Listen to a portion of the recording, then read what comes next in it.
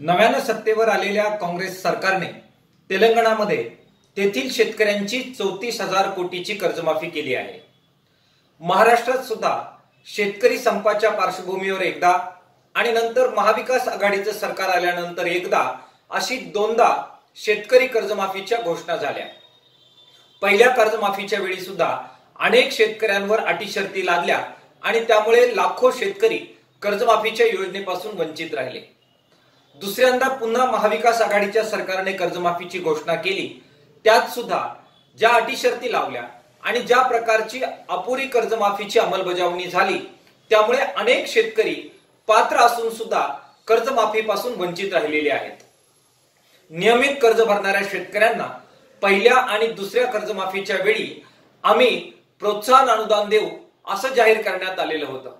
मात्र अद्यापही केवळ याद्या बनल्यात, नियमित कर्जदार शेतकऱ्यांना प्रोत्साहन अनुदान अजूनही देण्यात आलेलं नाही। आता शेतकऱ्यांच्या असंतोषाचा सामना महाराष्ट्राच्या सरकारला करावा लागतोय। निवडणुकीमध्ये त्याचं प्रतिबिंब उमटलंय आणि त्यामुळे आम्ही सुद्धा आता कर्जमाफीचा विचार करतोय। अशा प्रकारे सत्ताधारी पक्षाकडून ऑफ द रेकॉर्ड सांगितलं जातंय आणि त्या प्रकारच्या हालचाली करण्याची प्रक्रिया सुद्धा त्यांनी सुरू केल्याचं समजतंय। पहिल्या दोन कर्जमाफ्यांचं अशा प्रकारे अंमलबजावणीमध्ये वाटोळ झालेलं असताना आता कदाचित पुन्हा नव्यानं घोषणा होईल। किसान सभेच्या वतीने आम्ही मागणी करतोय की केवळ घोषणा करणं, कागदी घोडं नाचवणं आणि मतदान डोळ्यासमोर ठेवून, निवडणुका डोळ्यासमोर ठेवून शेतकऱ्यांना फसवणं आता थांबलं पाहिजे। पहिल्या दोन कर्जमाफ्यांचे गोंधळ निस्तरले पाहिजे।